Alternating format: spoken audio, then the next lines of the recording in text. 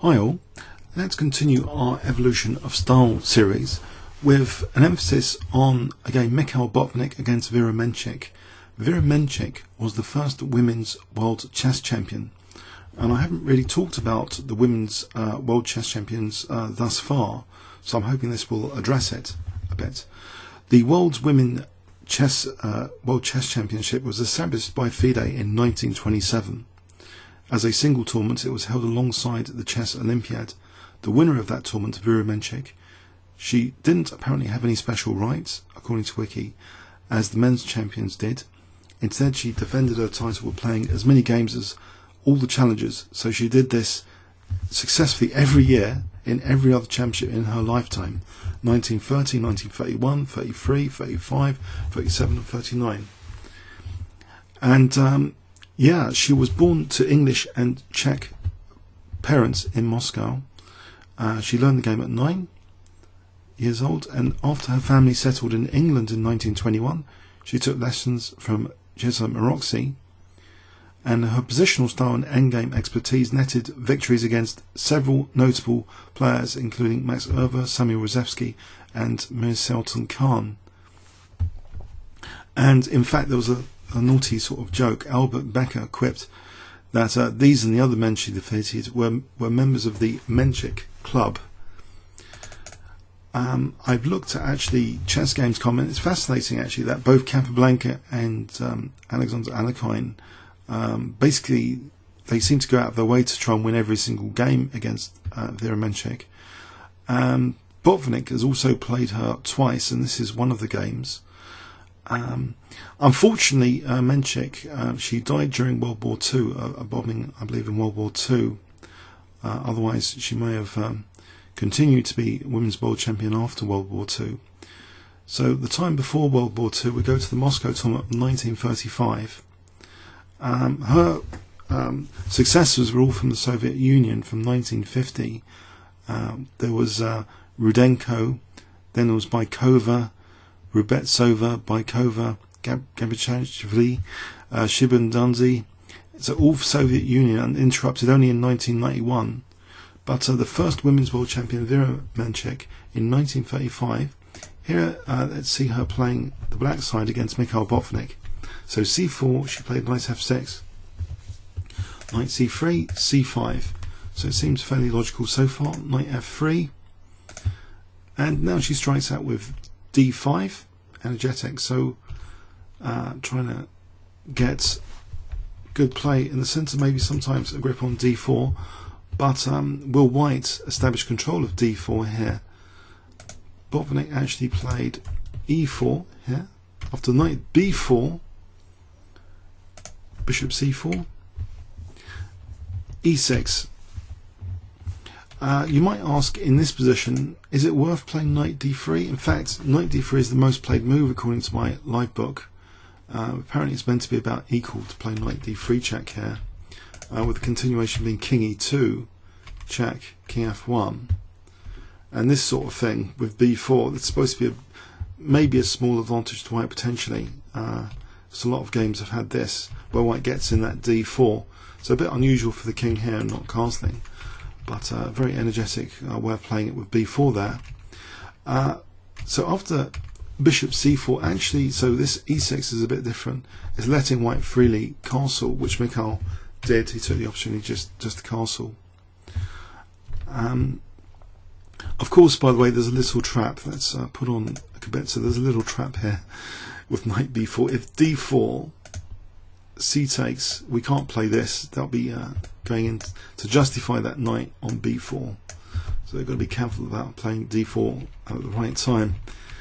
So anyway, so after e6, White castled, knight 8 to c6. So Black's trying to keep a grip on d4 at the moment. And Mikhail plays d3 after bishop e7, a3, after knight a6, bishop e3, and it looks the kind of solid position which kind of almost indicates it's a Botvinnik game. There's a style to this. It's like solid iron logic going on for the style of the position in Botvinnik games. That's how I kind of see them. Knight a b8, rook c1. So what is White doing in this position? Okay, potentially there's pressure on c5 which black needs to worry about. After castling queen d2, now Vera commits with knight d4, so she's not going to have a piece on that square, it's going to be a pawn. Now Botvinnik voluntarily gives up the bishop. After c takes knight e2, the knight can actually head to the king side potentially. For the moment, it looks as though white's only got a small advantage if white has an advantage at all. b4, so trying to undermine d4, that's stopped. b5 can't be tolerated. Bishop drops back, and potentially, there might even be bishop a4 to just try and undermine this poor pawn. So that's the issue facing black, how to defend d4 without further compromising the position. For the moment, black plays queen d6. So I think that parries actually bishop a4. Black could afford b5 in this position with the queen protecting c6, so that's one of the points designed against bishop a4. Now we see Botvinnik playing knight e1, so potentially just getting on with things like this with f4, and then maybe e5 keeps this bishop locked behind its own pawn, and maybe this knight can come to e4. So king h8, f4, f6, maybe a bit on the passive side, but what else? Maybe b5 here is good, and maybe trying to use the bishop on the diagonal. But f6, knight f3. So pressure is being put on d4 again. Bishop d7. Knight g3 is played now. Rook ac8. Rook fe1, as though e5 is on the cards. What can black do about this? It looks as though this is a significant issue. The thing is, if black tries e5 here, is there a problem with that? Possibly in knight f5. That would win a bishop from black, get rid of the bishop pair, and this leaves white with a nice advantage really. If e takes, for example, rook e6, white can maybe get a good advantage here. That looks very pleasant for white. So black doesn't want to play like that. So a5 was played. After now e5, the queen drops back. White's definitely getting a positional advantage here. It looks as though that pawn on e6 is now a fixed target, although f4 looks vulnerable as well.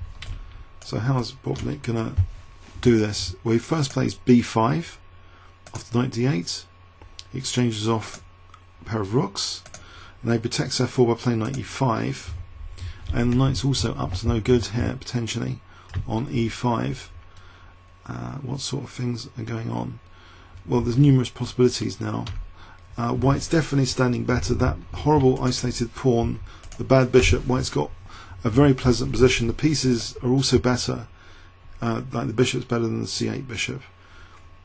Okay, so b6 was played here. And now queen c1. This starts to look even nastier potentially. Queen looking at c8 and knight c6 potentially at the right time. Rook f8. Knight e4 now. That means that g3 could be used to support f4, and that would free this knight without losing f4 potentially. Knight b7. But actually a different idea now. Queen d1, and it looks as though queen h5 is now on the cards. So there's some crude threats emerging. Bishop f6, queen h5. So a crude idea, simple knight g6 to win the exchange. But what does black do about this position? It seems bishop takes e5 is virtually forced here. Let's see if what does if king g8, white can actually, in this position, white has got very good continuation. Knight takes f6. Now if rook takes, there's queen e8 after rook f8. Bishop takes e6. This is just horrible. We're going to be winning the exchange and stuff with knight f7. That usual smothered mate pattern was also on the cards here.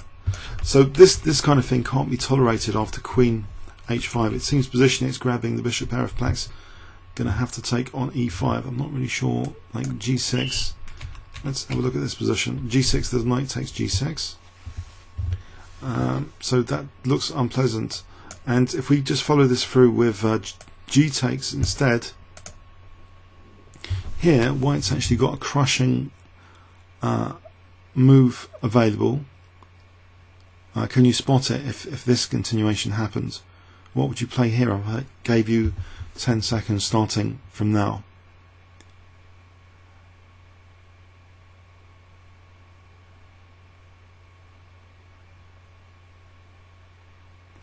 Okay, the most crushing move apparently is knight G6. So if takes, we can play like this. And in this position play rook takes E6, so blasting open that diagonal, and this is really bad for black, this kind of thing. So yes, Vera had to give up the bishop, so bishop takes E5 it seems was virtually forced there. Now F takes E6, you might think that's kind of blocking access to the E6 pawn, but it doesn't really matter here. White's got things like knight G5 now on H7. So H6 actually tries to set up a defense here. This is creaky already, even with things like knight F6. That wasn't played. Bishop C4 was played here. Queen C7. Now knight G5. So this is on E6, knight C5 protecting E6. The knight dropped back, so it looks for a moment as though Botvinnik didn't play too incisively here. The engine actually suggests this is about equal. This was before move 40, about move 34 now. If we just quickly peek at that, because that's interesting that Botvinnik didn't consider. I mean, this is a computer move, knight F6, computer suggestion. White would be threatening Queen G6 here, so this stuff to break open this diagonal is going to be probably dangerous here as well, like taking, and E takes F6 I guess. Oh no, there's a false mate in 3 here with rook E4 on me. So yeah, Botvinnik missed. It seems a little bit of a chance there to finish the game quicker, but so this dithering with the knight here. So we see now rook D8. This might have been a slight mistake. Maybe black could play bishop B7 now, but rook D8 was played, and this now allows some strong possibilities. Knight H4 is pretty strong in this position. These weakened light squares are horrible to deal with. But Queen G4 was played. After Queen D7 now, Botvinnik plays Knight H4. And it's still pretty dangerous indeed.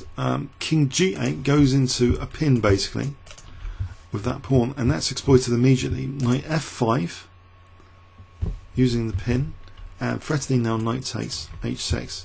And you might think, well, can black just move the king here?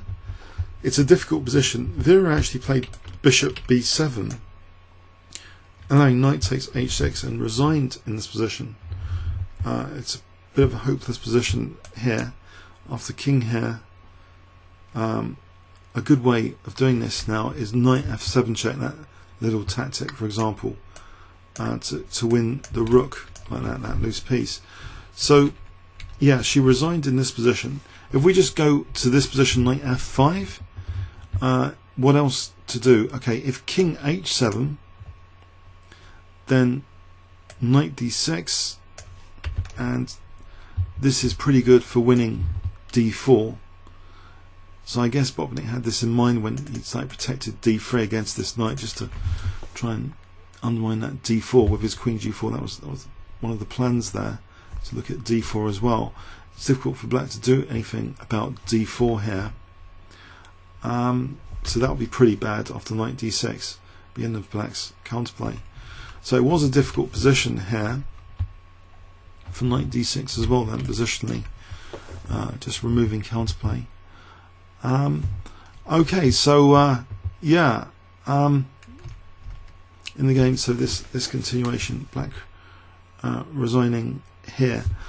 Okay, it wasn't Vera Menchik's finest showcase game actually to show you. I guess it was continuing to show you another Botvinnik game against the current women's world champion at the time.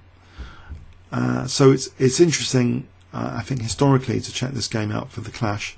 But yeah, I think, to be fair to Vera, we could show one or two of her wins, just to see her positional style. But things, I guess, things were being organised by FIDE. So the Women's World Championship back in 1927. So that was 8 years before this game.